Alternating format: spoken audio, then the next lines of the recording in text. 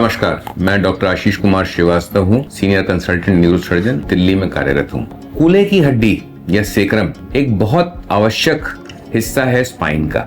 उसके 2-3 कारण है। पहला कारण तो ये कि सारे स्पाइन का वजन जाके सेक्रम से ही पैरों में जाता है। तो एक तो ये जो ट्रांसमिशन है भार का, वो पैरों में कूल्हे की हड्डी के द्वारा होता है। दूसरी चीज, अगर आप सामने से देखें तो हमारा जो पेल्विक एरिया है वो इस हड्डी से ही शुरू होता है। ये जो पहली सेक्रल हड्डी है इसको सेक्रल प्रोमोन्ट्री कहते हैं, जहाँ पे आके L5 भी मिलती है। अब ये जो जगह है, यहाँ पे पेशाब की थैली, लैट्रिन करने वाली अंतड़ियां, ये सब होती हैं। औरतों के अंदर यहीं पे ओवरी और यूट्रस होता है, जिससे कि बच्चे को वहाँ पे वो पलता है और उसी को वहाँ से निकलना होता है। तो ये जो हिस्सा है ये बहुत महत्वपूर्ण है इसके अंगों के कारण जो इसके अंदर सुरक्षित है। अब स्पष्ट है कि यदि सेक्रम की कुछ बीमारियां हुई तो इन सब चीजों पे असर पड़ेगा। जैसे यदि ये हिस्सा छोटा हो जाए तो बच्चे के बाहर निकलने में, पैदा होने में दुविधा होगी। इसके अतिरिक्त यदि कोई भी हिस्सा सेक्रम का खराब है तो जो भार पैरों में जा रहा है वो एक जैसा नहीं होगा,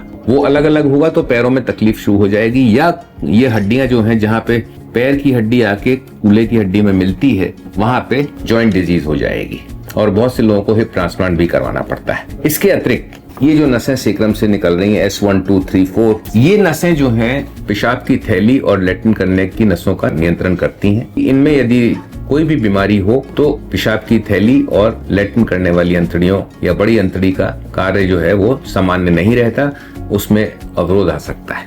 एक बहुत महत्वपूर्ण कारण यहाँ पे बीमारी का ये भी होता है कि जो आप जोड़ देख रहे हैं ना, सेक्रम और ये जो कूल्हे की हड्डी है, ये जो जोड़ है इसको सेक्रो आइलियाक जॉइंट कहते हैं। ये इलियाक बोन है, ये सेक्रो इलियाक जॉइंट है। ये जो जॉइंट है इसके अंदर कई बार सूजन आ जाती है या सेक्रो आइलियाटिस हो जाती है। सेक्रो आइलियाटिस से यहाँ दर्द होता है और ये दर्द कभी कभी बिल्कुल वैसा होता है जैसा नसों के दबने से शायटिका टाइप का दर्द होता है। तो जब कभी भी किसी को निचले हिस्से में स्पाइन के दर्द हो या कूल्हे के पास दर्द हो और पैरों में दर्द हो तो लंबर स्पाइन की नसों के साथ साथ इस जोड़ की तरफ भी ध्यान देना चाहिए, ताकि यदि इसमें कोई बीमारी है तो उसको ठीक कर सके।